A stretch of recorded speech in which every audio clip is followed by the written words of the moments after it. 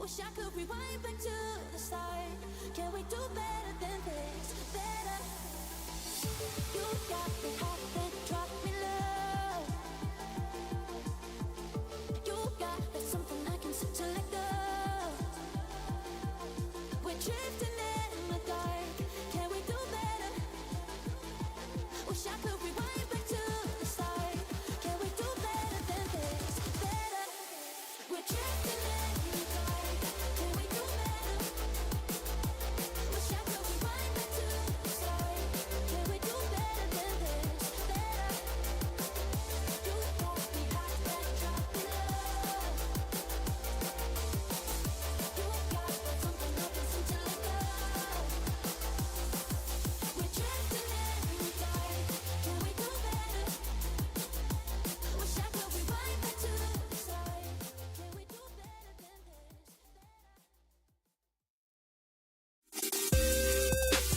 Spawnomy is the premier podcast spotlighting people of color. Every week, we talk news, what we've been playing, and tell you who's invited to the cookout. Our show is all about talking about gaming through a prism of blackness, because we are the culture. Welcome to Bracocco, y'all. Yo, what up, everybody? This is the Spawnomy podcast with Khalif Adams. I am your host, Khalif Adams. What the deal be? I hope you're having a fantastic week. Hope you are having a fantastic month. Happy Pride to everyone out there on the planet, supporting yourself, supporting the dream, supporting the communities that matter. We love you all. You do matter. We see you. And we are excited to be rocking with you here on the Spawnomy podcast. We are having a pretty damn good week. We had some really great conversations around Summer Games Fest. You know, me, Cameron Hawkins, who we're going to be talking to in a second, was my man on a mission. He was rocking it and making it happen, covering a whole bunch of games. We had a whole camera crew and Eden's crew coming through and hanging out with us. Shout out to Shola and Evan. You know who you are in the background, making it happen and making all of us look really fantastic. And it was a good time. We have a ton of content that you might have seen on social. You might have seen on our TikTok channel, tiktok.com/Spawnomy or youtube.com/Spawnomy. That stuff is actually up right now. You can go check out all of that work on our YouTube channel, youtube.com/Spawnomy, in our Summer Games Fest playlist. So go make sure you go check out all of that goodness here. This week, we're going to be talking about all the stuff that we got a chance to see, a big recap of the games that we really got a chance to get hands on and stuff that we were really excited by, and conversations and people that we got a chance to hang out with, which was really, really fantastic. I have to say, this was one of the best SGFs that I've had a chance to check out in a long time. But I'm not alone. I don't want to have that conversation by myself. So we're going to bring in the man, the myth, the legend, Cameron Hawkins, coming in and talking about our time at Summer Games Fest. Cam, how are you doing, fam? How's things? I'm doing good.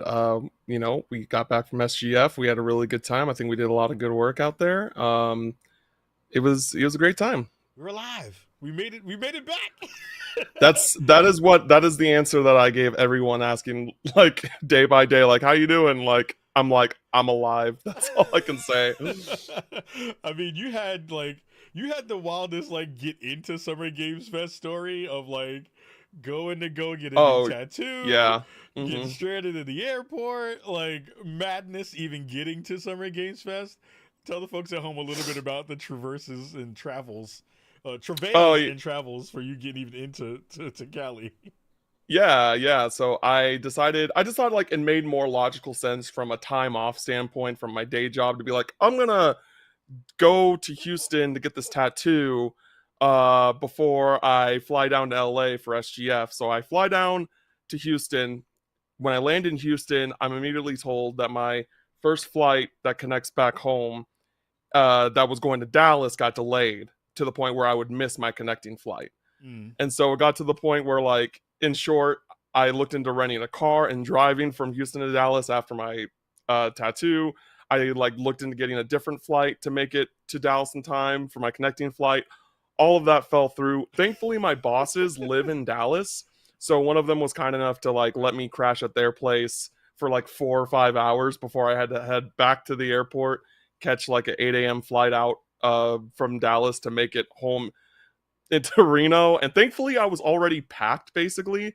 So I called my wife being like, hey, I need you in front of TSA security with my suitcase, like at this time, or I'm going to miss this flight.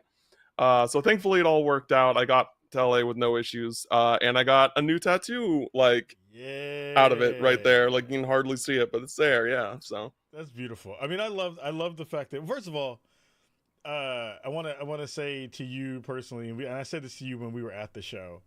This was the most fun I've had covering Summer Games Fest in a long time. Like it's hard to do like these for the folks at home who are like, I want to get into games journalism and I want to get into covering games and stuff. It's not an easy job. Like I think a lot of folks think that it's very easy to be able to just like get on the ground running. I know I had like 15 appointments. I think you probably had like 15 or so appointments as well. We had some combined stuff, but we also had some stuff that we went solo to. And it's really just, you know, a testament to your professionalism, a testament to, you know, how good you are at this, you know, how fantastic you are in terms of understanding the space and just being ready and being willing and being open to just the madness that goes along with covering a live show. And it was a pleasure to work with you during this and made me really happy and proud when I look back at the work that we got a chance to do this week. And it couldn't have gotten done without you. So I wanted to give you a ton of love at the beginning of the show because you rocked it and you killed it. And it was so good to have you rocking at the show with me. So thank you for that to start off the show and give you some flowers. We have a lot of stuff to kind of cover today because, you know, I was counting how much content we got out this week, and there were at least 20 videos that got pushed out on the feeds and stuff. But I think our individual experiences, besides the stuff that we did collectively, were a little bit different, right? Like you were going off and doing had appointments that I didn't have. I had some that you didn't. But I want to dig into some of the games that we saw that might not have gotten into some of that video coverage, right? So like, what were some of the things that you were most excited about and got a chance to check out? And we'll be rolling some of those, you know, some footage from some of the stuff that we didn't get a chance to fully cover. yeah, so I'm gonna go through some of the like smaller things that I don't want to dive too deep into, but I want to say like I enjoyed everything that I saw, like going into this show. Like everything to a certain level I enjoyed. There was nothing where I was just like, oof, not a big fan of this. Obviously there's games that interested me more than others, but I never walked away like being like, oof, that was rough. I didn't have a good time with that. So the first thing I want to talk about is a game called Once Human, which I believe just started like a closed beta on Steam. Mm-hmm. And it's basically like what I personally would want out of like a State of Decay type game where, you know, it's post-apocalyptic. There's like these zombies. You are on this massive map. One of the developers told me that like it takes from the farthest distances, it takes 50 hours to walk across the map, which is crazy. And it's more of like there is the construction of building your bases and stuff, but excuse me, but it's more looter shooter. Of like getting the gear that you want and like being able to survive, you know, you level up and things like that. You have a bike, you can traverse through the bike, and there's like just so many different activities that you can do around the map that like I definitely saw a lot of potential. You know, I only got to sit down with it for probably like 25 minutes, but I think the developer did a good job at like giving me a taste of like everything that game is gonna in general offer. So that definitely I have my eye on. I also want to talk about Rusty Rabbit. This is from the mangaka behind Fate Zero and Psycho Pass, which are pretty popular, you know, mangas / animes. And it's this, again, kind of like post-apocalyptic game. It's a 2D action platformer, 2.5D action platformer, where the entire cast are rabbits, and the idea is that like all of the humans have left Earth, and the rabbits have used like what has been left over by the humans to kind of come to conclusions on their place as rabbits in the world, where like they think that um they are basically the children of God, because like their gospel is like the Peter Rabbit story. And it sounds ridiculous Oh. in a way, but like when the way that it's presented, it is very like it's very cartoony. It's a little bit, it's not but it is mature. Like the main character is like this bunny named Stamp, who's this kind of like 50-year-old man engineer who's voiced by Takaya Kuroda, who is the Japanese voice of Kiryu from Yakuza, which is so funny. Which makes the humor even more funny, because you just think, especially if you played Yakuza, you're just like, this is just Kiryu as a rabbit, and it's really funny. But yeah, and so there's some really funny like lore that they've built around this game, and also uh the gameplay that I saw, like it wasn't mind blowing, but it definitely seemed solid and looked like a fun time. That comes out later this year in September, actually. So that's actually coming out pretty soon. So I'm looking forward to that. And let's just jump into Phantom Blade Zero, because we got it kind of going on the B-roll right now. Sure. This was definitely one of my more anticipated games to check out. And we actually got the appointments for this relatively late. I want to say like maybe a week or two before SGF itself. Yeah. And this is really cool because it has the inspirations, of course, from like Souls-likes and Sekiro. But this is more meant to be a character action game like Devil May Cry, where yes, there are systems that are from Souls games and Sekiro, but when it comes to the actual combat itself, it's more combo based. They want they want you to like do super cool combos, and the bosses aren't like as difficult of walls, that they want you to have fun while still it being a challenge, if that makes sense. And so this game is still like really early, but they said that they kind of like got all of the ground level stuff worked out, and now they're just kind of building it from there. And it looks really, really promising. I'm really excited for that one.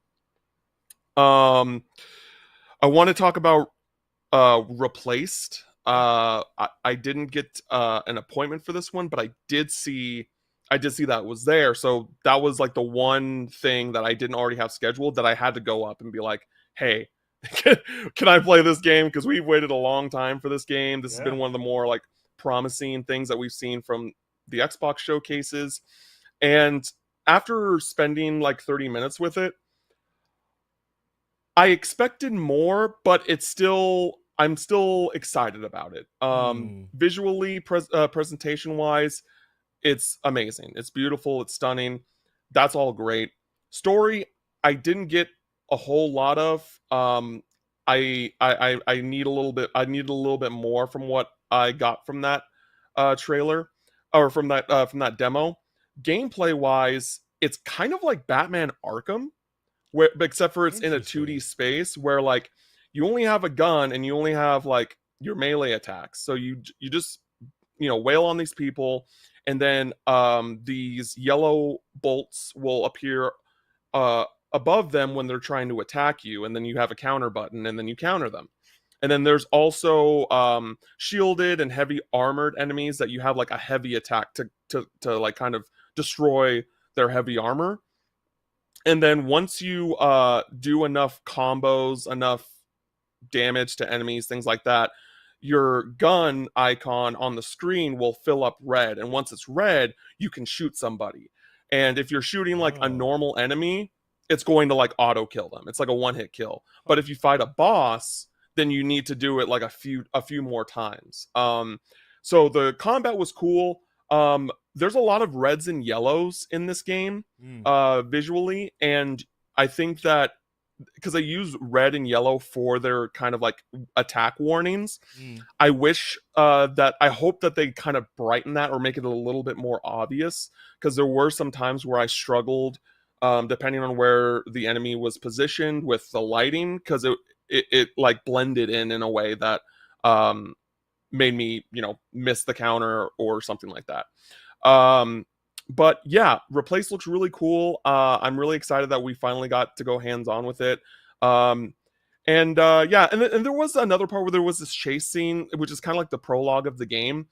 And that was fine, but it kind of went on for a bit too long for my taste. And you're kind of just consistently just running and running and running for like 5 minutes. And I was like, okay, what's the next thing that's happening? Because we're just running here. We're running, we're jumping over tree logs. Like I needed a little bit more variety there.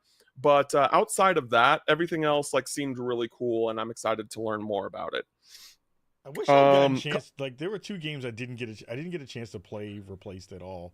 Sadly, because I by the time that appointment came in, it was already too late to put it like slot it into the overall thing. Did it feel like the kind of noir vibes that it was giving really came through in the demo? Because I know that was a big part of it. Like the Last Night, I think was the game that kind of started this conversation that had this kind of art style, and then that just kind of fell off the radar, and then replaced with a game that everybody was like, oh well, this is going to be the next kind of version of that. Does it feel like that was kind of coming through in what you got a chance to check out? I would say it felt a little bit more futuristic. I don't want to say cyberpunk, but just more futuristic in its presentation and its aesthetic and things like that. I didn't really get noir vibes, but again, I only got to play so much of it. It was really just like one combat sequence, the prologue, and then a station. It was called Station, where you basically just kind of get to explore a town. Okay. And that was the thing I did last, so I didn't get to see that all the way through. But I did get to see kind of like how they were building up the world, like kind of the key characters that are important to the story, like as it progresses. So I wouldn't say noir, but it's still like a vibe that I'm really interested in. That makes a ton of sense. I also want to go back to Once Human real quick, because that was a really interesting game. Like, I think games like this that are these much larger kind of big world, like I was astounded by that conversation around how long it takes to get from one end of the map to the other end of the map. What were your thoughts about the combat though? Because like there was a moment for me where I think we were playing on mouse and keys, and I think the thing that I keep coming back to with games like this, and this gives me a lot of respect for people who play on mouse and keys, is I am so used to haptics and force feedback now that like it's gotten so good that the force feedback stuff is informing so many elements of gameplay of like, all right, now you need to reload, or oh, you're taking damage, or any of that stuff.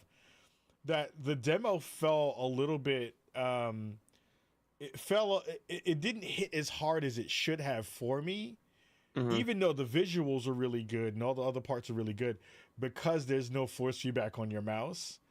Did you feel like, what were your thoughts about the kind of like gunplay layers of it? Well, based off the build that they had us playing on, they even said that our character that we were playing as was very overpowered compared to what they would be at that point in the game. And so I don't think that like the gunplay was particularly anything special. And I get what you're saying, where like we've kind of gotten used to in these third person shooters, especially, that when you're getting hit by an enemy from behind, or if you're like any sort of like interaction like that, you're going to get a physical feedback with your controller if you're playing on controller, that you don't really get on mouse and keyboard.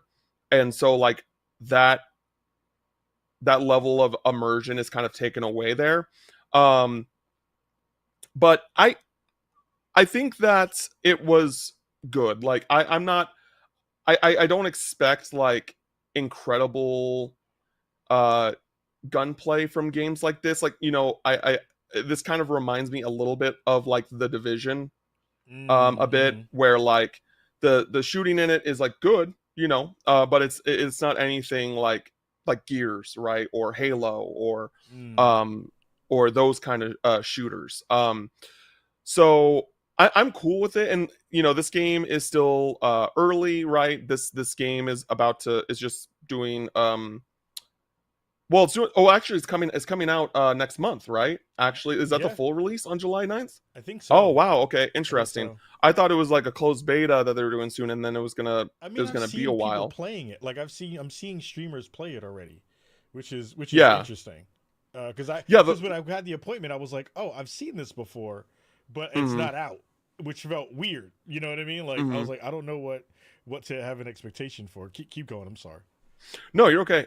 Yeah. So I want to check it out. Like this was something Yeah. that I was completely like off my radar, like until I saw it at the showcase. I'm like, oh, I'm playing that tomorrow. Cool. Like I'm looking Mm. forward to checking that out. And after playing it, I am really excited about it. I really didn't ask too much about the co-opness of it, because I do think that game, like most looter shooters, are much more fun to play when you're with someone else or a group. Sure. Um, so that's where I'm at with it. But I'm excited. I'm excited to check it out. Dope. I know another game that you were really excited to talk about on the show tonight was New World Atheum. I think it's Is it a Atheum? theorem, Atherum?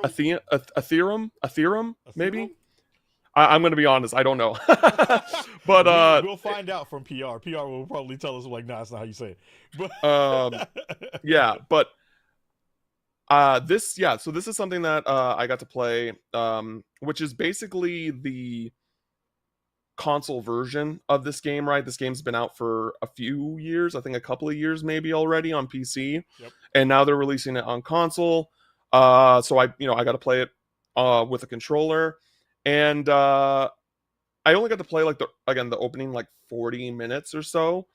But I enjoyed this. I enjoyed my time with this. I was kind of surprised with like how much I liked the combat, like the for it being like an MMO, right? I found it to be probably not to the same level as uh, Destiny, where it's like has those MMO inspired mechanics of gameplay and progression, but it's still really fun. It has a variety of different classes. I chose, I think, an occultist, which is fire and lightning magic. Mm-hmm.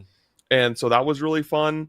And I could see, like, I think it's one of those things where I think it kind of might scratch that itch of a game that I don't have to put a whole lot of effort in, but like Mm. still have fun and still progress and feel that progression, and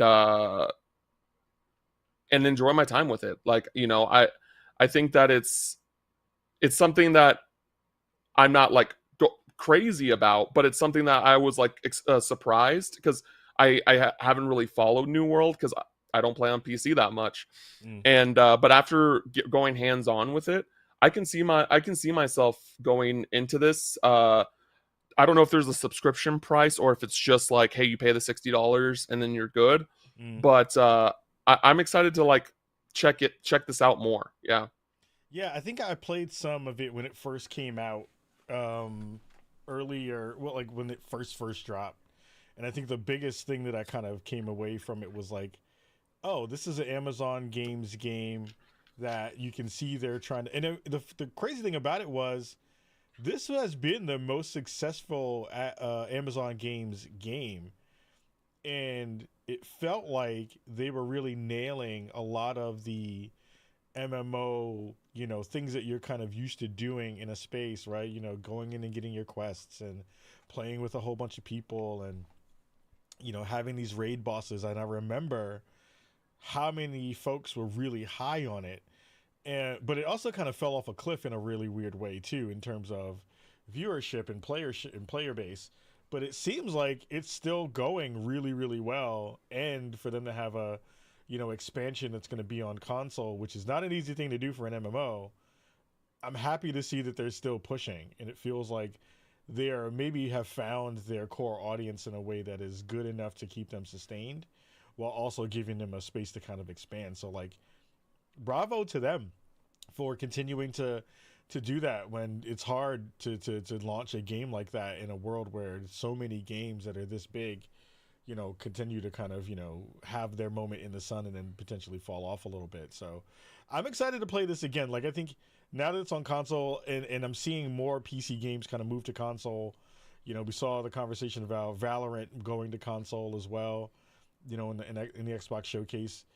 I'm excited to see how those games will translate in a much bigger way. So that's super dope to be able to see. Any other big games in the mix that you were excited to see, or that you might not have gotten hands on but did get a chance to? I mean, we have a couple of embargoes still that we're kind of under that we can't talk about some of those. But what are some of the other games that you got a chance to kind of like peek over somebody's shoulder and get a chance to look at? Yeah, so I got to check out what Annapurna's got cooking up. I didn't get to play Mixtape. Mixtape wasn't there, unfortunately, which I am incredibly excited for. But I did get a new look at like kind of their upcoming slate. I got to play Flock, which is like this cute little it kind of reminds me of Pokemon, but it's more like you're a zoologist instead of a Pokemon trainer. Yep. And you fly on a bird and you just go around this island collecting or like finding different creatures, and it's like a very nice kind of like cozy zen indie game that I really had a lot of fun with, and I might actually like check out when it fully launches. I'm really excited about that. Lush Photography Sim, very quick thing, like super realistic graphics. Like I think it's one dev and it's made in Unreal 5 and it looks incredible, and they basically just give you a bunch of different locations to around the world to go and take photos. So if you're like, I'm not a photography guy like that, but it didn't seem like there were a lot of photography settings. But if you just kind of like want to be in that space, I could totally see like people that are into photography digging that a lot. And then I also played Bounty Star, which is kind of like an indie Armored Core, like a more low key. You're basically a mercenary that has a mech suit, and you go out and do missions. And it's very Western vibes too. And yeah, that was a little thing that I played as well. So Annapurna's got some cool stuff coming up. And then the last thing to mention is Sonic and Shadow Generations. Yeah, so I'm a big Sonic guy. I love Sonic. And this is basically a remaster of Sonic Generations, which released back on the PS3 and Xbox 360. But they're also adding a Shadow Generations story where it's kind of like the greatest hits of and like reimaginings of a bunch of old Shadow levels across the franchise, and they're implementing a new story into it all. And so I got to play one level and then one boss from the old Shadow games, and yeah, that looks to be really, really great.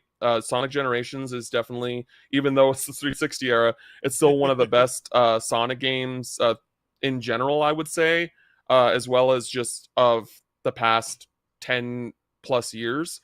That it's really cool that that's getting a remaster, and hopefully more people will be exposed to that, because I feel like when that game came out back on the 360, like people were kind of, especially because like during the 360 era, Sonic stinkers galore. Like there were like, I don't think there were very few good Sonic games during that era, and this one was really, really great. So people were like kind of surprised by it. And so I think that for the people that may not have jumped on that when they had the chance, they can do so now, which is really cool. Yeah, I think I was hoping to get hands on with some of that stuff too. But again, it was like, and we'll talk about this in a couple of minutes of like what were our impressions of the event overall, because I think I have some thoughts about that for sure. Sure. But like this was a swamped Summer Games Fest. Like there were so many games happening in the venue and outside of the venue in so many different places. Like the SNK Fatal Fury stuff. You know, I'm sitting there watching Maximilian Dude and Curious Joy play, and Unruly, and you know the folks from Yo Video Games play. Yeah. And then like across the room, you're looking at Greg Miller and other folks playing some other games. It's like everyone who was everyone in that space was really, really just like in the room. And that was super cool to kind of like be in there with everyone at the same time. Like those things are always kind of nice to be able to just like be around everyone, right? And kind of have the vibes of those things happening at the same time. Desperate 66 was one of my big surprises. Again, go check out the video that we did on the show there for that. I thought that was pretty sweet as well. That game like blew me away as a fun racer in a lot of different ways. That was amazingly cool. Like it felt like F-Zero, but your body was the car, while having all of these kind of obstacles and death traps all around you. Really, really simple gameplay, but it felt really fun. Like they just like nailed everything that's going on with that game. So that was a lot of fun. And there was just like so many things that we got a chance to like play around with.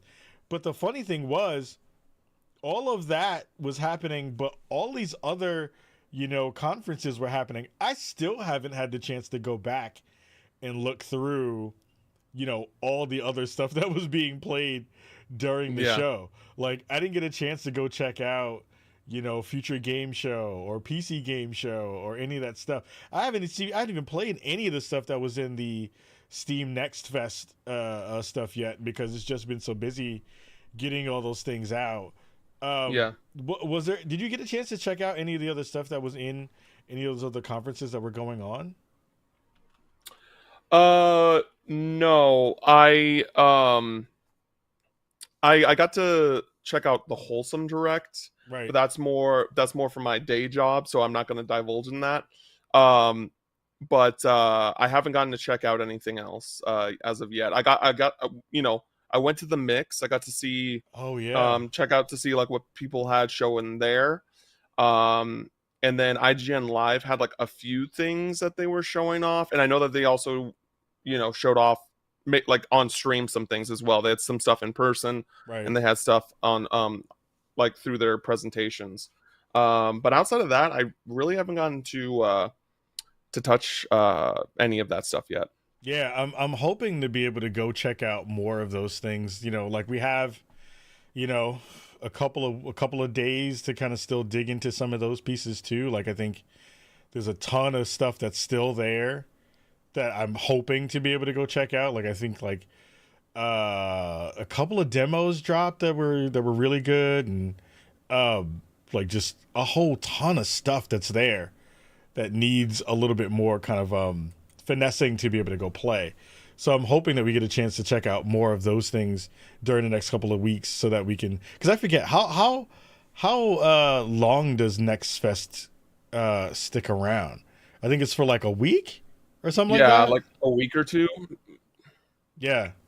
I don't know. It's a lot of stuff that's happening still. Like I'm very excited to kind of go back and play and find out more of the games that are there, so I can go and dig into just like all the pieces that are going. So I feel like hopefully we'll be able to kind of play, you know, more of those and talk about that stuff. But I do want to take a really fast, super quick break, and then come back and talk about our feelings about the other parts of the show, because I feel like that part of it is also in there too, to feel like here are the actual like layers of what it's like to go to Summer Games Fest, and I feel like that is also a big important part of what we see with Jeff Keighley, you know, making his what I think it's his 5th or 6th Summer Games Fest that we're getting a chance to kind of, you know, be a part of and go to and all that kind of stuff, while also, you know, this was the busiest version of, the show. And I think that that's an important thing to kind of dig into too. So we're going to go to a super quick break. We're going to play 2 ads from some of our friends, and then we'll be right back after this. Hey there, my name is Naomi, and you might know me from internet things like hosting for IGN. I'd like to introduce you to my new show, This Week in Gaming. It's 20 minutes, short and sweet, and every week I go through all the important gaming news that you need to know, and then we have folks on like Khalif Adams, who shows up quite often, talk about all the important news. And you get to listen to it wherever you get your podcast, so it's easy to find. Just look for This Week in Gaming and make sure to give it a follow. And every week, Monday at 9 p.m. Pacific time, you get a brand new episode. I hope you'll join me.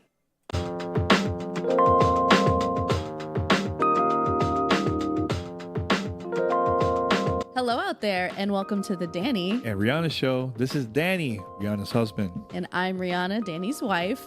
And this podcast is all about mom and dad finding nerd life balance. Yes, and you can find us on any podcast platform. You can go on Spotify, Apple Podcasts, and other podcast services. Also, you can find us on YouTube. Just search for the Danny and Rihanna show. So during our show, we talk about what it's like running a business together, being a new married couple, having a child, and all the while trying to play video games and find a way to work. It's going to be a lot of fun having these great conversations. And plus, we might have a couple guests here and there. We'll see. It's going to be a lot of fun. Yeah, you'll hear about our travels, our excitement over new games and movies that are coming out, and everything in between as we navigate the world of being nerds that actually make a living. So if you're excited to listen to our conversation, we're going to have brand new episodes every Wednesday. Follow us on socials in the description box below and join us on our journey.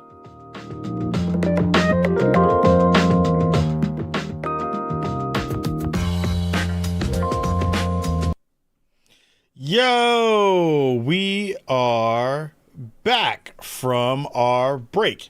So massive love to Naomi Campbell and the Danny and Ree show, Daniel Pena and Naomi Hannah Campbell? Manuel. Naomi Campbell. Oh my God. Yeah, Naomi Campbell. Naomi Campbell has a new show that we've been rocking and hanging out with. But shout out to her and to Danny and Ree and all that business right there.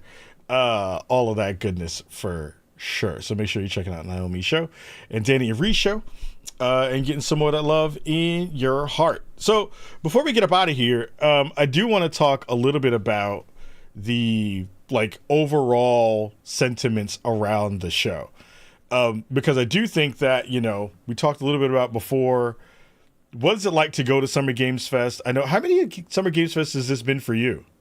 This is my second. It's your second. All right. So this is probably it's been around for 5 years. I think I've been there for every one of them at this point. What is your feeling about the overall show? You've been, this is again, your second. I think this one for me has been the busiest one that it's ever been, but I'd love to hear your thoughts about what would you want to see in the space? What could they do better? What is some of your feedback? What was your overall impressions for that part of it? I think that compared to last year, there were definitely improvements. I think that they have a food truck area last year that was in this really kind of tight knit spot and they moved it to a lot more open spot, which they actually used to do check-in and valet pick up, drop off and things like that. And so that was nice. I felt like that there were more general areas to just sit down and relax on your off time if you had off time. Mm-hmm. They also added more space for behind closed doors stuff. Last year or the year before that, they only had one or two things. They had Armored Core, and then they had Alan Wake 2, and I think that was it. This time they had a little bit more space for that. So just more space in general, I think was really nice. And yeah, I mean, I think outside of that, a lot of it was the same, at least for the play days itself. I do think that, and this is more of a PR thing, but I think that scheduling was a complete nightmare this year. Yeah. I I got emails for stuff, like new stuff, not like a reminder or a check-in, or like just be like, hey, like want to see this game, like just checking in again. It was like a new thing, and I'm like, dog, this starts in 3 days. What are you doing? Like, Yeah. And so that was the thing. I wish that Jeff, at least for 1 year, I would like them to try this, where Jeff gives them like a due date to have their email, like their reach out done, like Yeah. their initial reach out. Because I think, thankfully, I was able to rearrange things where I only had to cancel one appointment on something that I was initially planning on seeing. Because that's like the kind of the sad truth about some of these things, is that sometimes you just got to pick some stuff over others. Mm-hmm. And so I would love it if Jeff was like, hey, y'all have to get all of your stuff out a month, or like 3 weeks or a month before the event, so that like everyone kind of gets everything at the same time. Because the amount of times that I'm like, there's no, like, this is it, this is my schedule, it's not going to change, things like that, and then I learn about something that's happening and I'm like, oh, I got to get that in my schedule, know. And so I got to reach out to the people. And so that was probably the worst part of it.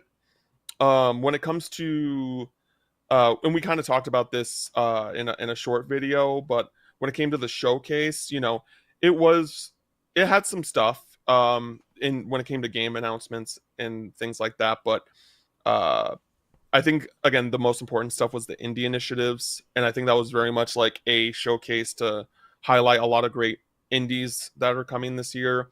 And I think in general, the consensus for this year has been for a while that, like, unless you're really into JRPGs in the AAA space, there isn't a whole lot going on this year. It's a little bit quieter. Yeah. And so this year's more for people who are really into JRPGs and people who are really into indie games, which I don't think is a bad thing in any sense of the word. But I think that's just like not what a lot of people tune into these showcases for. And so I thought it was a solid showcase. I thought that I definitely think that Jeff took the time to listen about like having more women up on stage, whether that was like with Joy or developers on stage. Like, I think all of that was great, and I think that he was transparent about a lot of stuff. I think he was a little coy with the Kingdom Hearts things, but that's outside of that. I think that he was in general transparent about everything. And I guess the best way to explain is that I think that like all the past years, there's always like something specific that it feels like in a consensus that Jeff messed up on or could have done like notably better on, that I don't think showed up this year. Yeah. I think I like the way you kind of laid that out, and I agree. Like, a lot of the potholes that Jeff sometimes can step in, or basically not step in, because he sidesteps a lot of those things. Like, Jeff is not trying to be in a controversial space on purpose. So he'll kind of maneuver in a way that does things that doesn't necessarily exactly mirror what the larger gaming industry folks potentially would want. I think he did a fantastic job of setting good expectations for what the content would be in the show this year. I think he spoke about developers, and he spoke about the kind of, state of the industry in a way that felt pretty good, and showed that he had been paying attention to that stuff and really addressed it in a way that I think, if you're not trying to get all the way in the weeds, he did a good job of that. I think the venue is always really well done, and I think that he nailed, giving what people need from a, if you're covering the show, everyone was well fed. There was a lot of hydration stations around. Like, the one thing that was a problem that I think is again out of his control was, or I don't know how much of it is in his control, was the scheduling this year. You know, I had to send a big fat apology email, or I sent a big fat apology email to my friends over at PlayStation because we missed a full interview that day because of the scheduling of the way things wound up being, and that was on me. Like that's we had a really great interview lined up with the team from Astrobot, and they just couldn't make it because there were just too many things in the schedule. And you know, I don't stay at the conferences super long. Like it was really a conference for Friday through Monday, and I left Sunday evening, and could have stayed Monday and potentially had more spots to check out more games. But you know, if you're doing this and you know, going to LA is expensive, hotels are expensive, you know, flights are expensive, all that stuff. And even if you've booked out, you know, further out in advance, it's still pricey to go feed yourself and go, you know, take cabs to places and all that kind of stuff. So, you know, I appreciate what Jeff Keighley is going to continue to do. I think he's gotten the show tighter every year, and it feels like he's been paying attention. So bravo to Jeff. I think, you know, he's doing what he can in the time frames that he can, and you know, has provided a really good space to be able to do that stuff. In a weird way, though, I do miss the days of E3 where you had more days and you had things spread out a little bit further, but they were all in the same building. Like, it was hard to get to the Xbox Mixer stuff and the Xbox, you know, showcase stuff, and then have an appointment that was at the main venue hall, and then there were a couple of events that were, you know, outside of that space, and it was just hard to get to things because of LA traffic and worry about it. And again, like if you're at home and you're listening, you're like, boo, you had to go travel to go see video games. Like, I get it. But it's also like, we want to give you the best coverage that we possibly can. And sometimes it's hard to do that with things being spread out and everything being in all these different places. Shout out to OG TK Cole, I see, who just popped into chat as well. But I think, you know, it's a difficult thing to be able to do those and get all the stuff together if you don't have a big crew of people. We basically were rolling, me and you and basically one camera guy, getting stuff together, and it's difficult to do those things. So I think that's the thing. I would love to have schedules booked out further in advance and have that cutoff period so that you don't have to move everything around so much. I missed like 2 or 3 different appointments just because of that alone. And you don't want PR to get mad at you because you scheduled a thing, because that could go to somebody else's spot, you know, like you don't want to take another spot away from somebody else. I just want to quickly say, like, what you're saying about that. I think so. The Xbox showcase is normally like at LA Live, which is like maybe a 10-minute drive from the SGF campus. At least that's how it was last year. And this year it was at the Academy of Motion Pictures, right? Like the museum. Yeah. And we were, you know, Xbox was kind enough to invite us to a mixer the day before the showcase, and it was like really beautiful, like beautiful view, things like that. Awesome. But it was so far away from everything else. It was so far away. And like for me, and you know, they invited us to the showcase too, but like when I realized how far away it was, I was like, I'm not going to the showcase tomorrow. Like I just don't. It's just too far. And like I was lucky enough that you know, a friend of mine, Kevin Kenson, he was invited to the mixer too, so I went with him, and he's a local, so I just he just drove us there. But knowing I would have to like Uber there and back, I'm like, absolutely not. I'm not going to do that. So I just like watched the showcase where I was staying, and then went to SGF, and so many people, like the first like 3 or 4 appointments of my day, like everyone was saying like it was a nightmare because of the Xbox. People went to the Xbox showcase, so a bunch of people were showing up late to their appointments and stuff. So I really hope that Xbox takes that into consideration going into like moving forward, and because I think the space that it was at last year was perfect. It was great. So, yeah, I hope that they return there or just somewhere that's closer that, you know, they can do the same thing that they want to do, and Or like I liked the Academy of Motion Pictures space better. Like I thought the theater was I'm better. sure. The theater was better. The venue itself was gorgeous. If you'd seen the pictures that we had been putting up on social media, like that was better. I wish that they would move all of the big ones like that to Monday, because then I'd have a reason to stay. I mean, this is me personally, but then you could have Xbox doing their thing, IGN Live and basically Ubisoft Forward they weren't too far away from each other. One was at the Magic Box, another was at another thing.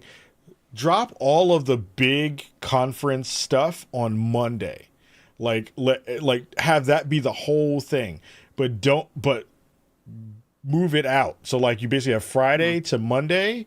Friday is coverage inside the venue. Saturday and Sunday are, parts of the coverage in the venue for Summer Games Fest, and then all the big showcases on Monday, so that you're not going back to SGF headquarters to do coverage. You're literally just going there to go check out all the kind of, bigger showcases during that time.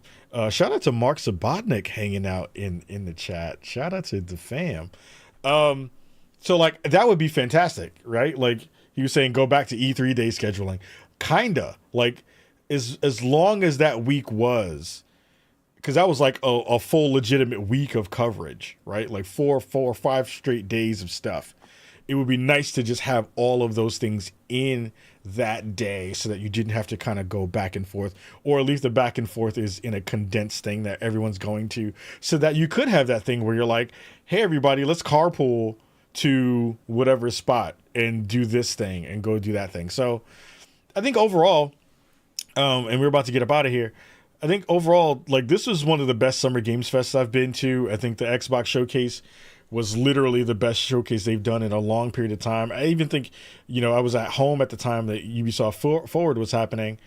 That was really well done too. I think all of the teams who, we've been talking about this regression in terms of when E3 died and Summer Games Fest took its spot, and what's going to happen to all of these cool conferences because everybody's doing their own thing. This was the first year where it felt like an E3, but it wasn't E3 in the best ways. Like everybody brought their A game and everybody succeeded, and there was no flops, and nobody had any real big issues that we got a chance to see as people were going. So kudos to video games, man. Like video games is still freaking dope, man. Like it was a blast to be able to check everything out and get hands on again and see all of our friends. Like the thing I just love about doing this work is that I get to hang out with so many dope people. Like this industry is so good and full of so many wonderful people that with all the yuckiness that happens outside of it and the people who are, mad at us all the time, they really have no clue of how dope so many people are in this industry, from everyone from PR and marketing, and so many people are just so nice and are really accommodating and so kind. Like you don't see that story be told by a lot of people except for us. Ha ha ha ha. Any last thoughts about your time during the weekend? Nope. I had a overall good time, and I think we did a good job. And I wish that there were more events like this, because we don't get to like rock it like that in person very often. So, yeah. But yeah. No doubt. Shout out to Paris Lily, who's in the chat, who also says, acknowledge me as the dopest person you saw at Summer Games Fest. Not even close. Sarah Bond was the dopest person I got to see at Summer Games Fest, as always, and Phil Spencer and Aaron Greenberg, the coolest folks on the planet, and also just like a ton of folks who are working the angles of making the shows happen. Oh, a thing that we didn't get a chance to talk about really quick. I do want to bring this up. The folks who are running Samsung Gaming, the Samsung stuff that we got a chance to check out. I don't have the full. Actually, I probably do have it. I just got to find the pictures of them really fast. But I do want to talk to you about your time with the Samsung gear, because one, we were playing Warhammer on some of the new gear, and the Samsung monitors that were there were so good. So the 55-inch ARC second gen was the one that was driving the racing sim setup that we had a chance to saw. We just put it up on my social media on at Khalif Adams. And the one that blew me away was the what was it called? Oh, I don't have it. The widescreen was the 57-inch Neo, and the other one was the 55-inch Odyssey Arc second generation. So that one is a 55-inch TV. It's curved, and you can put 4 different inputs into that monitor. So if you wanted to run 2 PCs, I believe, and I forgot the actual breakdowns, but you can run 4 inputs, and it'll put them into each quadrant of the screen. And then it rotates vertically to have a curve, and it then stacks 3 of those images on top of each other. That thing was bonkers. That was one of the coolest machines that I've seen in a long time. And, you know, I love new gear. I love all that stuff. And that was the first time in a long time I was like, I don't mind breaking my credit card and making this happen, because it was so good. And then the larger one, which was the largest widescreen that they have, which is the 55 Odyssey Neo G9, that thing was just stunning. Like your arms couldn't reach out far enough to see both sides of it. You got a chance to definitely play with some of that stuff. What were your quick thoughts about the Samsung TV stuff?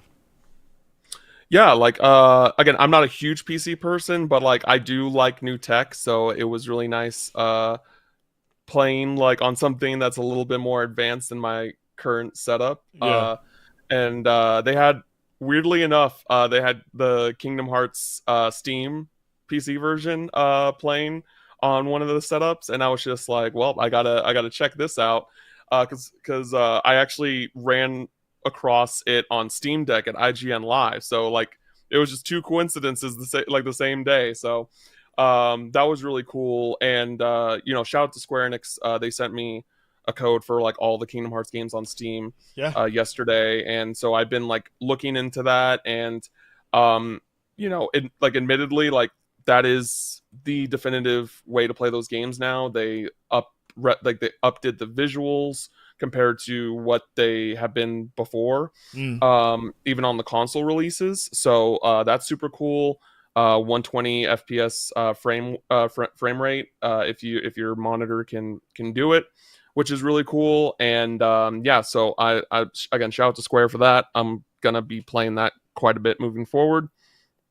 And yeah, like again, like the Samsung stuff was really cool. I really want more. I really want to up my PC experience, and I think Samsung convinced me to take a look at their stuff when the time comes for that. Oh man, shout out to Alice, who works over at Zebra Partners, and Colette Vignacchi, who have been, you know, folks who have been working on that campaign, because every time we get a chance to check out some of that new gear, and again, like alongside just the like visuals and the kind of capacity for how good that stuff looks, it also has just like play a game on it natively. You don't need a console. That stuff, having had a chance to check it out a couple of different times, like it keeps getting better, which is super fun to be able to see. So again, technology was there in a big way in terms of outside of games. The teams that were there were super nice and amazing. I had the best old fashioned I've ever had at the Xbox, at the Xbox mixer. To shout out to the people who they've gotten to who work those bars, because I was like, I went home and was thinking about that old fashioned. I was like, oh my god, this is so good. But let the people know at home where they can check out more of your stuff, Cameron. Yeah, you can follow me on Twitter at CamFinalMix. Check them out at Cam Final Mix. You can check me out at Khalif Adams, and you can check out all of our content. It's now up on our YouTube channel, youtube.com/SpawnOnMe. You can check out the TikTok stuff that's been going up, because I'm going to be putting up more of the videos up on that end to make sure you're going to check out that for sure. And please make sure you're following our show here on Twitch and YouTube and on X, where you can check out the live show every week when we drop a new episode, a new live show. So until next week, we have more dopeness. There are so many games to talk about. So we don't have a dearth of things to not discuss. So until then, much love to you all. We'll see you all next week with more goodness here on Spawn on Me. And until then, we say peace. Deuces. I'll be your remedy. I'll be there. I'll do whatever to make you better, my darling. I just wanna let you know, no matter where you go, you will never be alone, be alone, be alone. Yeah, I just wanna let you know, no matter where you go, you will never be alone, be alone. I've seen the rules are changing, hearts are breaking, made mistakes and Thank you everybody for hanging out today. Thank you so much for chilling. It's always great to be able to see all of you here hanging out on the show and hanging out with us here. Cam, again, thank you again for being a part of this episode because you are the best. And yeah, we're going to get up out of here and have a good night. I'm going to go check out the rest of the game. Also, we're going to be doing some sports content on Watch Playback. We were going to do it for the finals, but the finals have been kind of crappy. So we were like, whatever. But make sure you're checking out and follow us on Watch Playback as well, because we're going to be doing some sports content over there. We're also trying to bring back Corner 3. So maybe next year for the NBA season, you'll get more of that goodness. But I'm going to get up out of here. I'm going to go get dinner and then go lay down and hang out and watch some of the finals before it heads off. I love you all. Much love to you all. Peace. See you soon.